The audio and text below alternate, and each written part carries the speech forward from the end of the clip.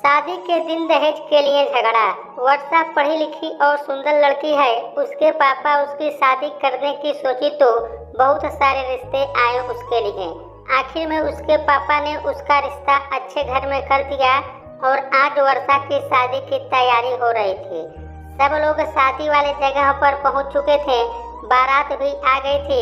वर्षा के पापा शादी की तैयारी में लगे थे, कहीं कोई कमी ना रह गई हो। वर्षा की मम्मी भी अपने काम में लगी हुई थी। वर्षा दुल्हन के रूप में तैयार होकर एक कमरे में बैठी थी और उसके साथ उसकी सहेलियां और बहनें बैठकर मजाक कर रही थी। तभी अचानक बाहर बहस की आवाज आने लगी। थोड़ी देर में वर्षा की एक दोस्त बताती है कि वर्षा की ससुराल वालों को डेकोरेशन पसंद नहीं आया और वे लोग 5 लाख रुपए और चाहते हैं। पैसे मिलने के बाद ही वे लोग शादी होने देंगे और वर्षा के पापा महेश उनसे गिड़गिड़ा रहे हैं कि उनके पास इतना पैसा नहीं है। ये सुनकर वर्षा अपने पापा के पास जाती है और अपने होने वाले ससुर से कहती है, हाँ बोलिए ससुर जी, क्या चाहिए आपको। तभी वर्षा के पापा बोलते हैं, वर्षा बेटा तुम ऊपर जाओ, तुम यहाँ क्यों आई हो। वर्षा बोली, नहीं पापा, पहले ससुर जी से बात कर लूँ फिर चली जाऊंगी। तभी ससुर जी बोले, यही संस्कार दिया है आपने अपनी बेटी को, कैसे भरे समाज में हमसे ऐसे बात कर रही है।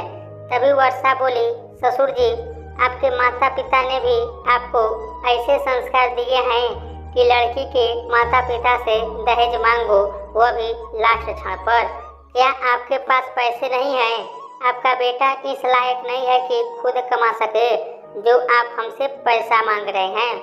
लड़के की मम्मी ने कहा, बड़ी बदतमीज लड़की है, देखो कैसे बड़ों के बीच बोल रही है।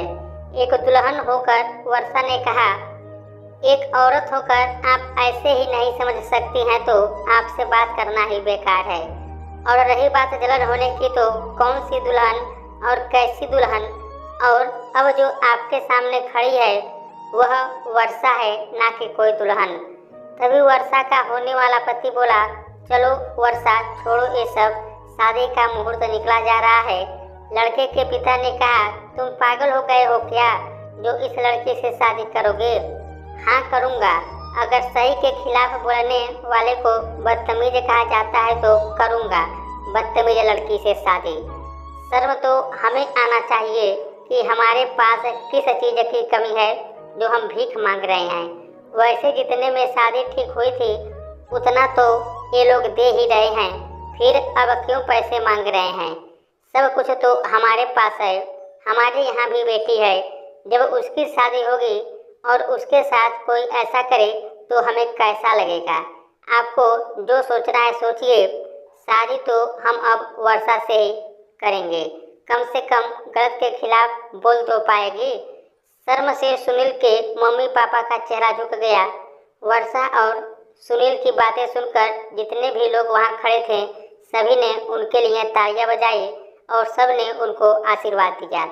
इसलिए कहा गया है, गलत के खिलाफ आवाज़ उठाना भी एक समझदारी है। तो दोस्तों, अंत में मैं यही कहूँगा कि दहेज लेना और देना दोनों पाप है, इसलिए आप लोग भी समाज से दहेज लेने और देने की परंपरा को खत्म कीजिए। यदि आप लोगों को यह स्टोरी अच्छी लगी है तो प्लीज़ हमारे चैनल को सब्सक्राइब कीजिएगा, वीडियो को लाइक कीजिएगा, शेयर कीजिएगा। मिलते हैं इसी प्रकार के एक नए स्टोरी के साथ। तब तक के लिए नमस्कार, जय हिंद, जय भारत।